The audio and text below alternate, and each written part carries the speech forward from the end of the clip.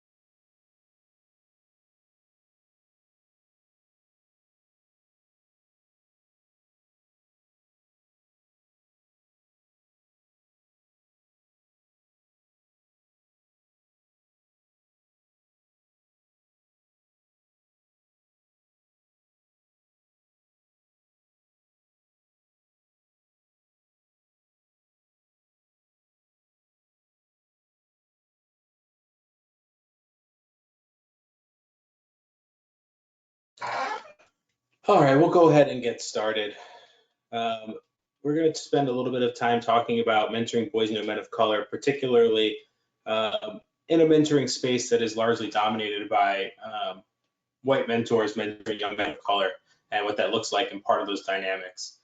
A lot of this is research that was developed by our national office, is part of observations in partnering and building with the My Brother's Keeper program, as well as a lot of observations and work around critical mentoring that has come from Dr. Tori Wieston-Surdin as well. So a lot of it is drawn from that. Typically, when I've done this in person, we watch Dr. Wieston-Surdin talk about it themselves, but I don't like doing videos on webinars so much, but we will include the links to videos with that as well.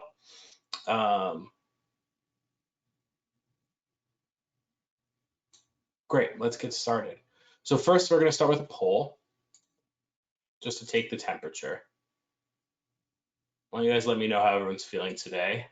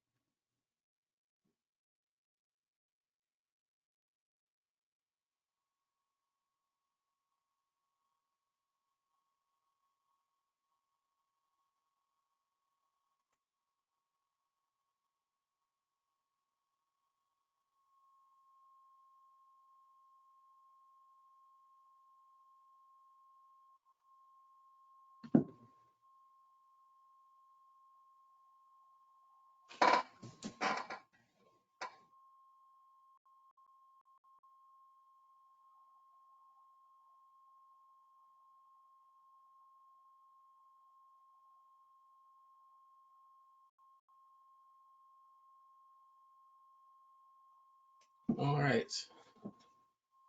Let's see.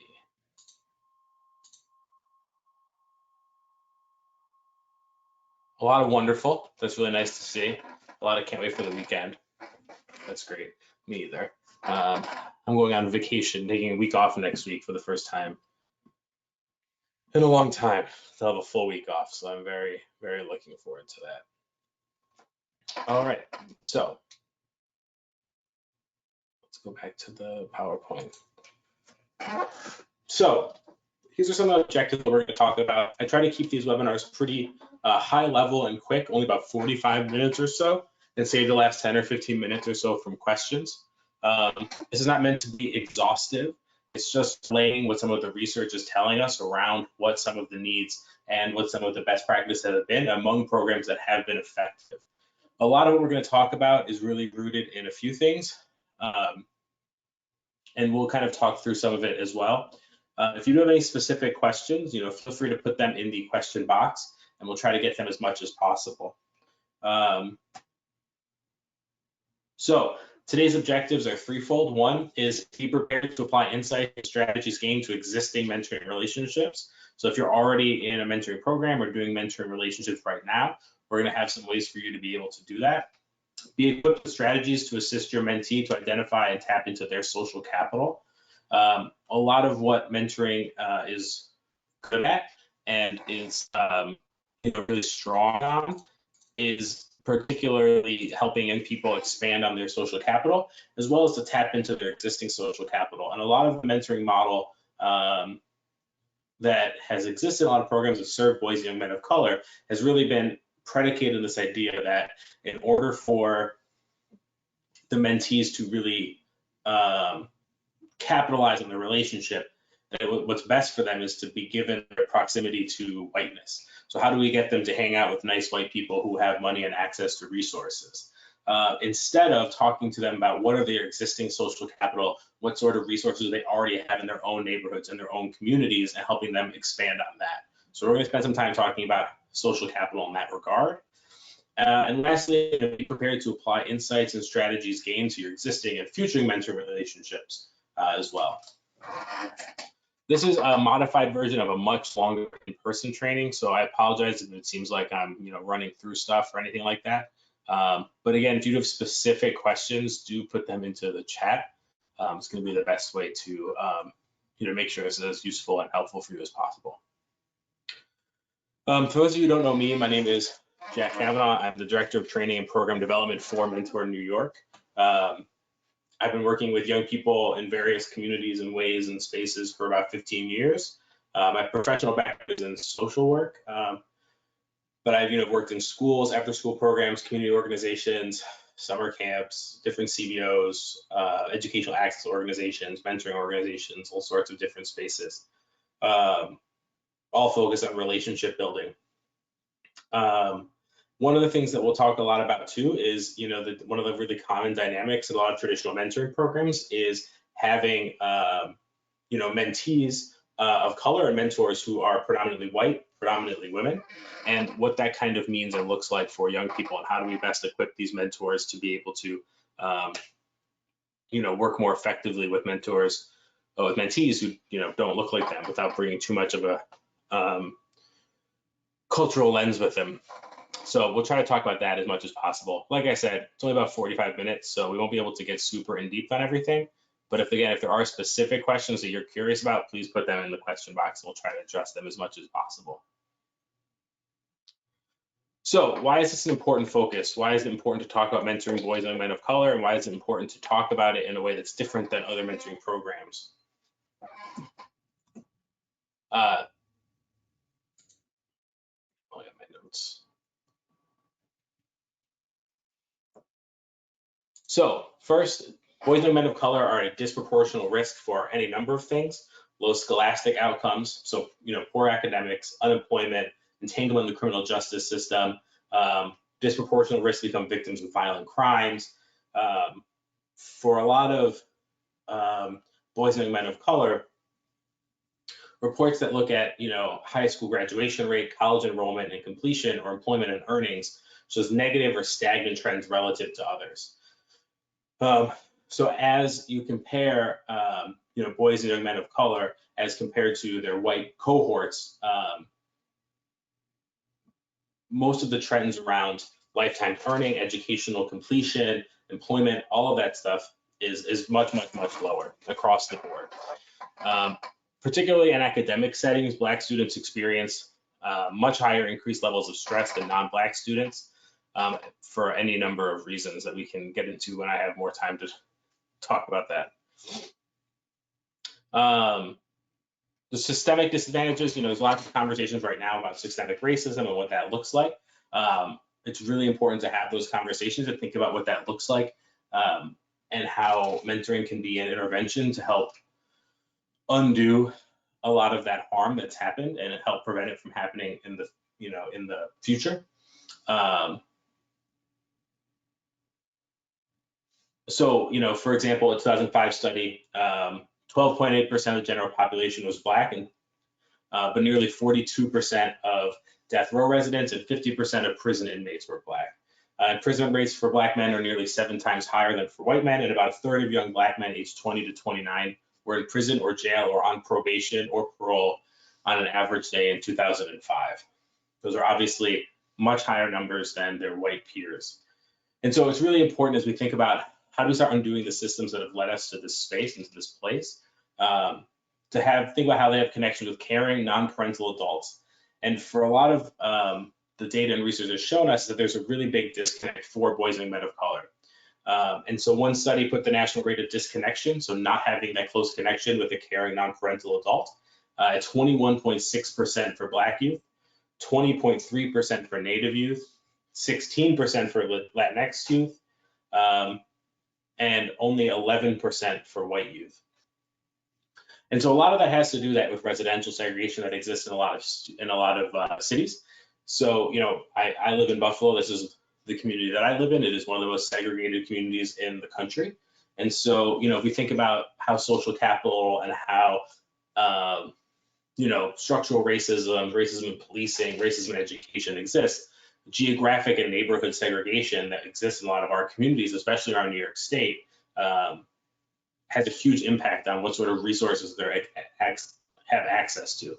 And so as a result, the resource of social capital, so that social support, including community, family, or other social organizations, has been diminished because of lacks of funding and disinvestment in some of the Black communities around the state. So more than anything, what we really want to make sure we start with is starting with the strengths-based approach.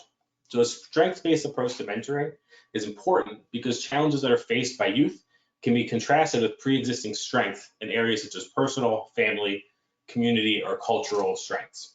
So focusing on the strengths of the mentees and their social networks, including families, friends, churches, organizations, and others in the community. One of the big problems with a lot of mentor programs that do serve boys and young men of color is that they approach it with, and not just mentoring, I should say, but youth development programs or any type of a lot of social services and things like that, is it approaches the work in a world of, or from a place of deficit model, right? That these young boys and men of color are missing something, and it's up to the white folks to come in and help them and say, let's help you get this this job that you would be able to get otherwise. Let's help you get that education you wouldn't get without me. Instead of thinking about it in terms of this strength-based approach, to say, how can mentors work to recognize the strength of mentees?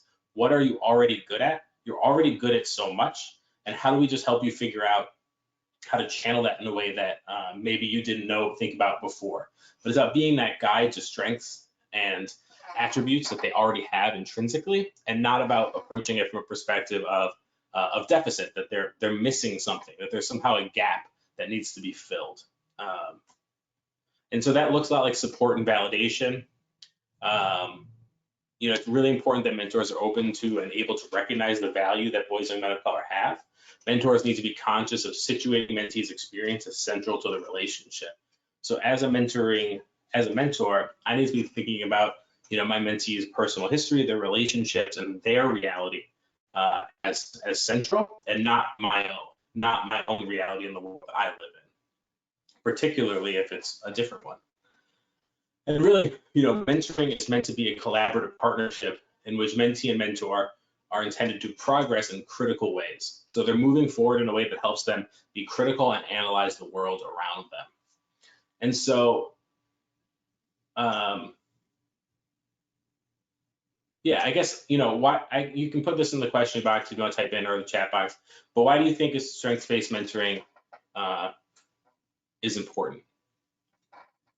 I'll give you a second to type in. What do you think is some good reasons why we use a strengths-based perspective?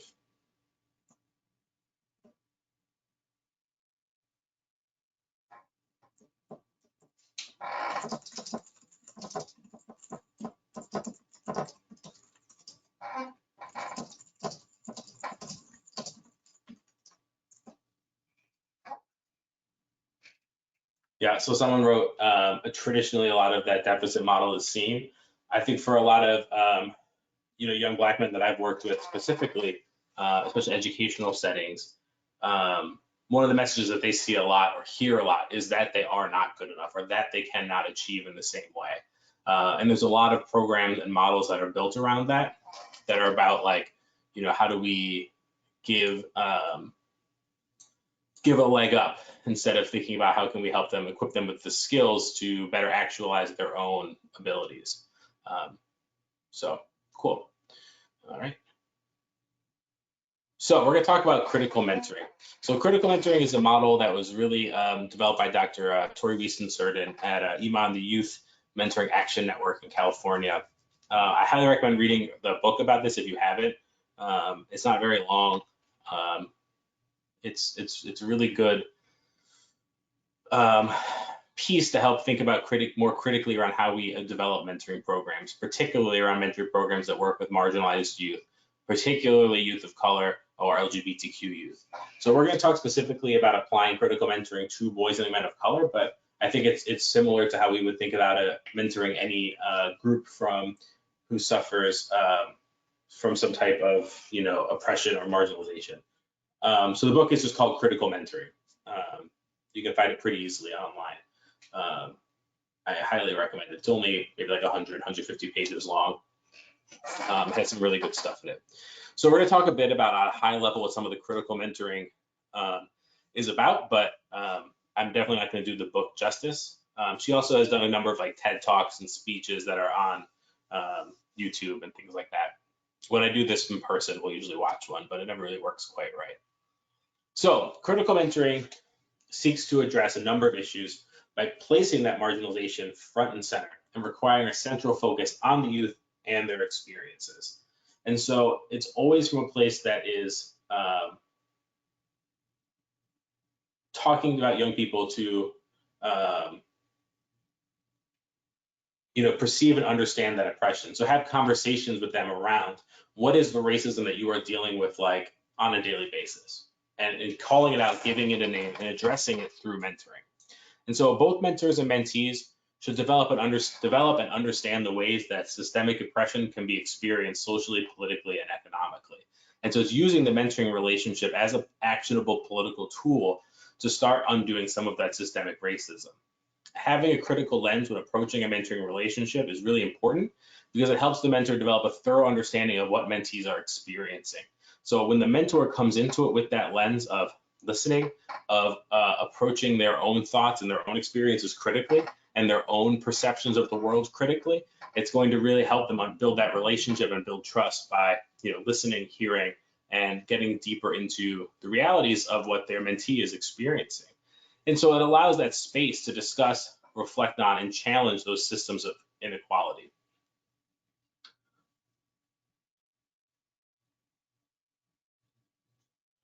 I went off my notes a little bit. I'm gonna make sure I'm not missing anything. So the big thing in here too, and let me get the next one, the next slide. This is what happens when I go off my notes too much. So critical mentoring is really based in being youth-centric. It's focused on work that creates, one, a voice for youth, gives power to youth, and provides choice for youth. And a lot of, especially urban school districts, or, you know, settings where this very like paternalistic deficit model type of development, youth development work happens, you really have to focus on how do we provide power and choice for the young people.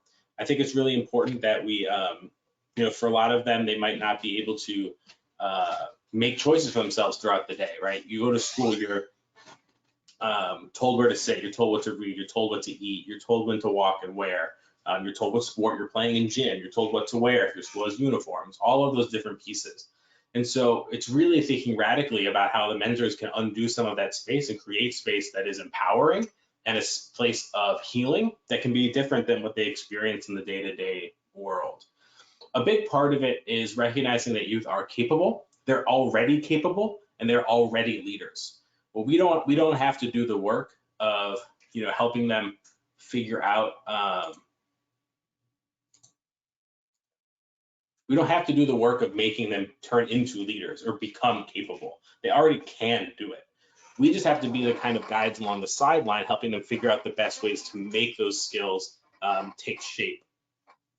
A big way to think about it, and this is what in the book that Dr. Reese and Sorden, the analogy that they use a lot is instead of using mentoring to teach young people how to breathe polluted air and drink polluted water, we use mentoring to help them figure out how do they and us together in relationship cleanse that air and cleanse that water.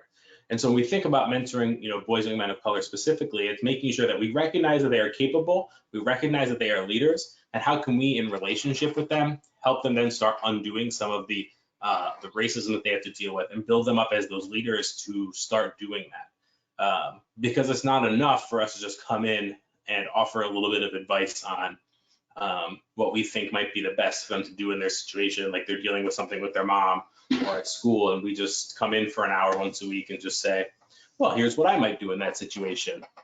If these are people that are dealing with levels of racism and oppression that the mentor can't directly relate to, then instead being that GPS to be able to put forward what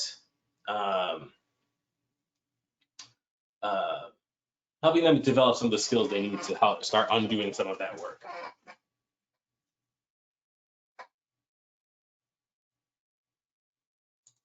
So critical mentoring is rooted in, or draws some on, talking about critical race theory. Critical race theory is a very complicated and deep philosophical area that I'm not going to pretend like I'm a philosopher and have a conversation about too deeply. I did take a philosophy class in college on critical race theory for a whole semester, and I still don't feel super equipped to have that conversation. But we're just going to talk about a few of the pieces from it that we've drawn out and how it relates to this type of work. First is specifically understanding that of race as a social construct. So different races at various times and for various reasons, convenient to society, have been or are racialized. A really good example of this is, if you look at Italian or Irish Americans in the early 1900s, were not seen as white, particularly as they were immigrants. But as they became more integrated in society, it became more useful. They shifted the definitions of what whiteness is to include Irish Americans and Italian Americans. And so as we see that race is a social construct that understands that there is not any innate differences between folks based on race. But there are deep cultural and historical differences that humans have created and built onto each other that are very real, and we deal with the very real impacts of them every day. But in the same way that humans have created those hundreds of years ago, that the work of humans now can be to undo them. Second, that discrimination is not linear in nature. A lot of times we'll talk about this in terms of words like intersectionality, but the idea being that there isn't just one sort of line and operative thing that folks get discriminated against. And so I think about this in terms of mentoring as being like, if we think about mentoring people around masculinity, it wouldn't be enough to have a conversation about talking to a young Black man about masculinity without also talking about Black masculinity and what that means, or Latinx masculinity and what that means. And then similarly, it wouldn't be the same to talk about Black masculinity without also talking about trans identities or being a gay Black man and what that looks like, because all of these things are happening all at once. And as mentors, we want to make sure we're creating space for young people to bring their whole selves to the table. We want to make sure that all of their identities together are coming in. And so what we don't want to do is talk about mentoring boys and men of color as if that's their only identity marker, as if that's the only thing that's important to them. And so that's a really important piece of that. And so doing that, it creates ways to reconstruct and enhance the mentoring relationship. That mentoring should strive to understand the complexities of relationship and racism and how all these different things function, and explicitly work to move to address and change them.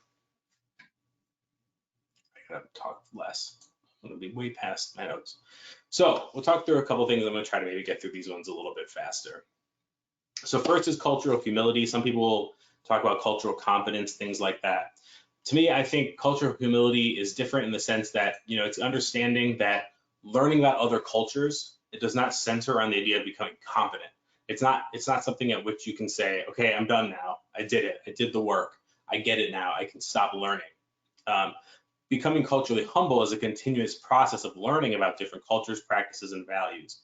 And so mentors need to develop an understanding of how society impacts the mentees' environments and focuses on ways to improve mentors' understanding of the challenges and opportunities of that environment.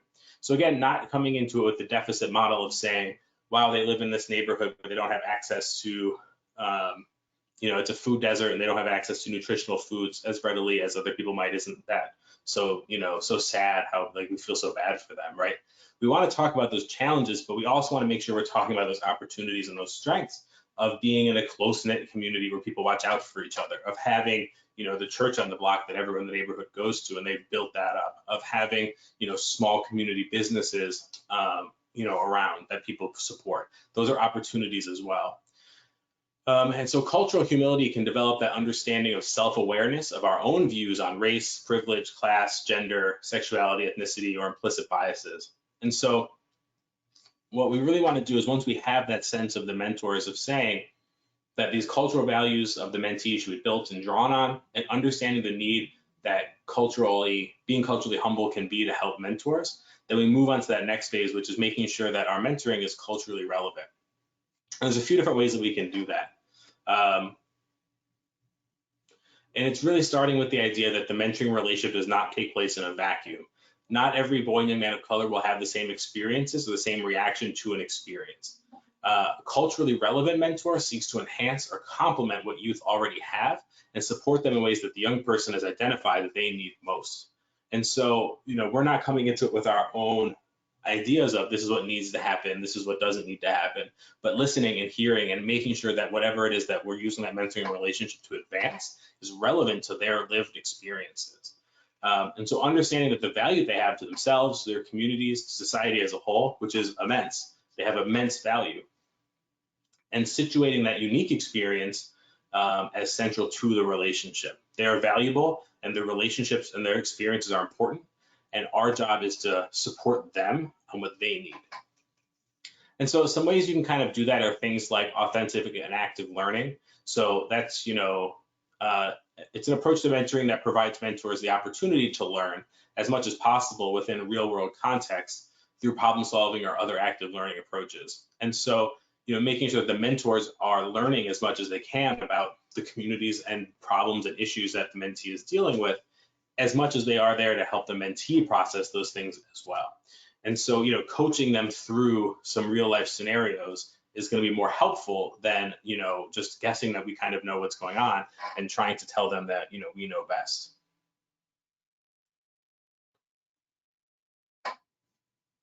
So what does that look like for mentoring programs? You know, more than just, you know, some of the interpersonal thing I think is really important, but, you know, it's also important to make sure that we are thinking about program operations, you know, beyond just the interpersonal relationship. You know, some of that interpersonal relationship piece is that culture of humility, is that being that strengths-based, is knowing, asking questions and feeling vulnerable. And I think that's really important. Adults, particularly when they're in relationship, especially a mentoring relationship with young people, we have a big tendency to want to be, you know, in control of everything. And, you know, sometimes we just aren't the one in control. And especially if we're approaching situations from a sense of, you know, cultural humility, and we taking that racial lens on top of it, particularly as white folks, you know, we don't want to be the ones who are aren't the experts in the situation. We're not the experts in the scenario. You know, we want to be the ones who know everything because that's what we've been socialized to do. And we can't do that. And so approaching it with this authentic and active learning perspective is going to allow the mentors and mentees to form their bonds in a more authentic way, because it's rooting in the real relationships and real lived experiences of the mentees. All right, I gotta stop talking so much. Okay, so we're gonna talk a bit about program operations now. You know, there's that really interpersonal side, but some of the things we know about you know, racism and the way that racism functions in throughout all of our systems that we've built and programs that we've built is that it's not just interpersonal, it's systemic. So how do mentoring programs start undoing some of that systemic racism that we've baked into our own programs by virtue of you know, years and years of, you know, not thinking that critically about the work that we do. So one of the things we hear from a lot is mentoring programs who serve boys and men of color want more, you know, men of color as mentors and have a hard time recruiting them. So if recruitment of mentors of color is important, then you want those efforts to be targeted. You want to know who that targeted audience is. You want to think about who is the one doing the recruitment. Are there people on your staff who look like the mentors you are trying to recruit going out there and doing the recruiting? What sort of language are you using to recruit those mentors? One program we worked with here was recruiting, you know, men of color as mentors for middle school boys to mentor in the schools. And, you know, particularly for just men in general, one of the things that research and, you know, practice has shown us repeatedly is that you know, men as mentors have a harder time thinking about themselves in the mentoring role. What do I have to offer? You know, they're not really feeling like, you know, mentoring has this more baggage. Just the word mentor comes with a lot of baggage around the commitment and the emotional toll that it takes. And so they changed the recruiting strategy to saying, you know, can you come by after school? And instead of saying, can you be a mentor to this middle school boy once a week for an hour after school, saying, can you come by after school on Thursdays and, you know, play basketball or play board games and help them with their homework for 2 hours? And they were like, yeah, I can do that. And so being really specific about the way you ask, as well as knowing who are you targeting and what language are you using to do that. You can consider things like, you know, group and team mentoring as an option as well, particularly if you know that you want to have more men of color as mentors, but you're having a hard time recruiting. You can match, you know, more than one mentee with them. So having one mentor with, you know, 2 or 3 mentees. And that can also be really good because peer support, especially if we're talking about some of these issues of, you know, racism, if we're talking about these issues of the critical mentoring model of how to use mentoring to kind of work against racism, it can be really helpful. And team mentoring group mentoring is 1 mentor to 3, maybe 4 mentees. Whereas team would be, say, 2 mentors with like 6 to 8 mentees. And they can both be really effective just depending on your model. Involving family members in the matching process if possible. You know, family members say we really want to have a mentor of color, then try to, you know, accommodate that as much as possible. I think typically a lot of what the traditional research has shown us is that those cross-race matches can be, you know, just as effective unless it really, you know, the program is really about, you know, mentoring about racism, is really about developing an identity of being a young Black man and what that means. And then you're going to want to think about, you know, who is that, you know, trusted messenger with some of that information? Is a white person going to be able to have those hard conversations with them as much as, you know, a Black man might be? You know, things like that. So if the program is specifically about developing that kind of racial and gender identity, then you want to think a bit more critically around, you know, who your mentors are. But if you're just a program that's just about building just general social supports, it doesn't really matter that much in terms of the long-term outcomes. But what does matter is that the mentors are culturally humble and able to have those tough conversations. It is really important to involve those kind of members too. So, you know, if they say we want a, you know, mentor of color, trying to accommodate that. And lastly, you know, the staff of the program need to understand and relate to these boys and men of color. Again, if you're sending out staff who are don't know the community where they're doing this targeted recruitment at all, have no cultural cachet to kind of navigate it, then they're going to have a hard time, you know, navigating it and getting recruitment. Similarly, if you have people who are managing mentors who are not adequately equipped to talk about these things and coach the mentors through some of these questions. When the mentors come up and need support, they're gonna have a hard time doing that as well. So making sure that you have that in place, adequately trained and prepared staff. So mentoring characteristics, a few things to think about. Cultural humility we talked about, skilled at providing effective feedback. They want to be available, time-wise and geographically. Having that social justice mindset who are coming in to be able to say, we want to be doing this type of, anti-racism work as part of our mentoring. So how do we make sure that there are people who come in, they might be coaching and support on how to do it, but they're coming into it with understanding if that's what they want to be doing with their time. Community oriented is really great, if they're thinking about their own neighborhood, their community, experience in teaching or advocacy, as well as relevant life experiences. Like I said, some of the cross-racial matches can be just as effective, but what I think is that when you have people who have some type of shared experience, it can really help kickstart the relationship and build trust a little bit faster. So it doesn't mean that someone who is white can't build that relationship with the mentees over time. It just might take them a little bit longer to get there. So I want to make sure we talk about this because I think the social capital piece is a really huge piece to this. I think a lot of times when we think about mentoring, we think about it in terms of, how do we're really trying to bring the mentor's social capital and allow the mentee to tap into it. So that's their own relationships, professional experiences, professional network, as well as things like, if they're the mentee is a first-generation college student, someone who knows how to navigate the college applications, college admissions, and financial aid process, for example, is an example of social capital. So if someone's a first-generation college student and they don't have someone who's completed a FAFSA before, they're going to have a harder time doing it than someone who has someone, in their family or in their network that is able to come and help them complete a FAFSA, right? That's an example of how social capital, moves along these types of things with mentees and mentors. And so it's really, again, social capital is that value of a network of relationships in terms of what it can provide for the individuals in the network.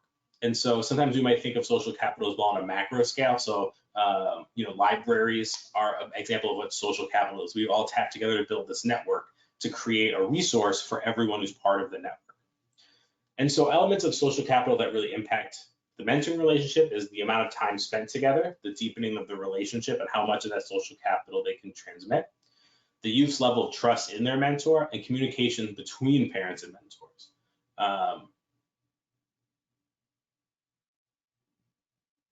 It's really important as well to not just think about mentors as tapping, and this is that deficit model, right? Like the mentors have that social capital that the mentees don't have. And so they need to come in and provide them with the resources they don't have access to. And there is some part of, really usefulness to coming in and, opening up your social network and breaking down some of the systemic barriers that keep young Black men out of some of these other, knowledge and resources that would allow them to access education or employment in the way that, someone else might be able to. But it's also really important to, validate and, build up on their existing social capital. And so often this commonly accepted position that we see in society or on TV or in movies or music. And so and even sometimes in programs charged with, helping work with the lives of young Black men, is that they are kind of this idea of their problems in need of repair, right? And so you see negative study after negative study, often reinforced by inflammatory news reports or TV shows or movies that cast a picture of dysfunctional Black families that are ill-equipped to raise their young Black men. And so here comes the white mentor coming in to build them up and help support them. There was one essay where Dr. Ioma Iruka, who is a professor at UNC, suggested that, rather than viewing Black families as deficient or parents as, quote, uncaring, dysfunctional, unsupportive, and as obstacles in the way of progress and problems to be overcome, it's critical for programs seeking to be more effective in supporting and engaging Black families to engage their frame towards cultural relevance and consider what they call the 4 E's of social capital. So it's exploration, access to resources that enhance one's expectations / chances of getting what one needs, or influencing others to lead a safe, productive, fulfilling life. So what are some of those natural resources in their community? Expectations. So low expectations have been cited as a major contributing factor to the gap found between Black children and others, because they undermine children's sense of competency and increase their learned helplessness. And so we want to make sure that we have, use that social capital to have, challenge them and build high expectations that they can meet if we set the bar high enough. Education. So it's key that mentors of young Black men and boys are prepared and able to help the mentees and their families navigate complex systems like education. So using the FAFSA example, as an example of that. Or, coaching. I know in middle school and high school, especially here locally, one of the issues that comes up is that it's really hard for parents of students who have an IEP or 504 and need special education resources to advocate for them to receive what they're supposed to be receiving. And so, making sure that, as mentors, we're helping them navigate some of these systems, not necessarily being the ones to advocate for them, but providing some of the resources and knowledge that we have on how to, how to do that advocacy can be really important. Empowerment, and so, really having an understanding of racism and its impact on one's life, without responding to the events and circumstances as a victim, but being empowered means the capacity to engage individuals and institutions with an expectation of being treated well. And then when you're not, being able to call that out and, figure out how do we build on that. But part of that social capital is coming into spaces with that sense of empowerment of saying, this is a space where I should be able to feel comfortable. And if I'm not, it's not a problem with me, it's a problem with the system. It's a problem with the environment. So this is a really good activity around social capital that you can do with mentors or mentees. They can do together.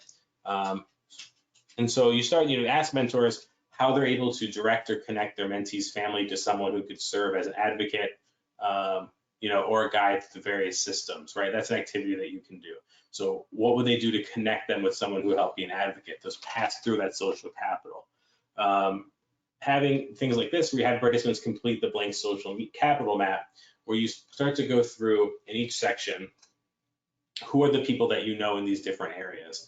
And how do you know them? My close friends, my family, significant people in my life.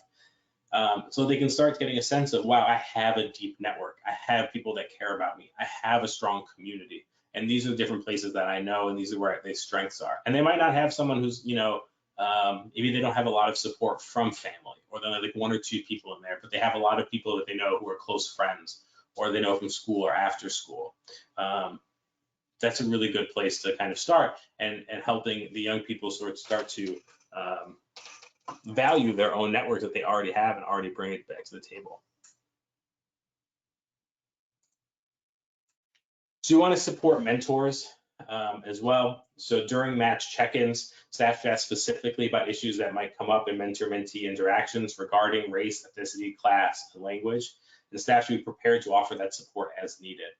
Additional trainings that target potential weakness in certain aspects of the relationship, such as finding and utilizing opportunities to discuss race. So not being afraid to talk about those things when you see them in the news, talking about George Floyd, talking about police violence, talking about all these different things that are coming up. Mentors need to be able to have those conversations. Suggest activities that allow mentors and mentees to explore culture, heritage, and history in the background of their communities, creating a safe and listening space where they can talk about all the different things that they are proud of from their home and their community and bring it to the table is really important and it can be really powerful. For programs that are on a school-based or cyclical schedule, staff should find ways that matches can stay in touch during gaps. That's really important, particularly if we're really focused on building and strengthening that social capital, right? And then facilitate and strengthen community connections. So, drawing, when we talk about mentor recruitment, but drawing on them mentors from local schools, local businesses, churches, community centers, and mentors from the community where the mentees are at is really going to underline, oh, there is value in my community. There is value in the relationships and networks that I already come from. So a couple possible, pitfalls that might come up, and it's really important to, talk about. One are, the specific needs and experiences of mentees. A lot of what we talk about is, mentoring from the perspective of a white mentor mentoring young men of color, because that is just the reality of most mentoring programs, though not all. But one of the things that can come up too is that we can, as mentors, project onto the mentee what their experience should be. And so even if we are someone who's from the same community or from the same neighborhood, we might project onto them about what their experiences are like, about what their reality is like. But it's important to remember that just because someone is, a young Black man from, a specific neighborhood doesn't mean they have the same experience as every young Black man from that neighborhood. And they might even have the same experiences, but have different needs. Their social supports might be shaped differently, giving them different coping skills so they can deal with them a certain way. And so, making sure that they're really aware of, not projecting and not centering our own experiences, but instead listening and hearing, even if we are someone who shares that cultural ethnic background. Being aware of that home life, so really having those conversations around like who exists in their home, what are their relationships, their families like, getting a sense of what are the dynamics of home, so you can have better and more meaningful conversations around that. And again, not all boys and men of color have the same racial and cultural backgrounds. We're talking about young Black men, young Latino men, all of these different things. We're talking about LGBTQ young people, trans young people. Even within some of these communities, the difference between someone who presents as African American versus Afro-Latino, who is from the Dominican Republic or from Haiti, versus, there's just lots of dynamics, and we don't want to pretend like mentoring boys and young men of color is some monolith, right? Where it's just everything is, oh, well, we're going to just work with them all the same. If there's one thing that you take away from this, is really just to approach it with the mentor is the mentoring program is a facilitator and a guide, and it is not a place where we're passing along content or big ideas. And match closure is really important as well. So the mentor should make a point of teaching the mentees ways of looking for other formal and informal mentors as they move through life, really modeling around what that might look like. And this does not always have to indicate end to a specific match relationship, but allow the mentee to expand their social networks and circle of trust, right? So we're giving them the skills to develop their own and identify their own mentoring relationships and network and social networks afterwards. It's really important they have positive feelings around the end of match. Even if there are potential negative feelings, you want to make sure they're supported, particularly if you're dealing with young people who have high levels of trauma in their earlier life. They might not be used to relationships ending in a way that isn't traumatic, that isn't a trauma. And so this is a really good opportunity for mentoring relationships to model what healthy closure of a relationship looks like. I'm not friends with everyone that I was friends with when I was younger, and like that's okay. People come in and out of our lives at different seasons of our life, and that's okay. That's a healthy way to have relationships. But we need to make sure we're modeling what that looks like for the mentees who might not, have had those types of healthy closures yet. And be sure to assess and debrief the relationship. So if there are any issues around role and conflict around race, culture, and class that may have played into match closure, you want to make sure there's some sort of debrief afterwards. What was this like for you, especially from the mentee's perspective? Things like that. So I got through that a little quicker than I would normally, but I'll give you a few minutes to type in if there are any specific questions. I'll spend the last couple minutes going through those.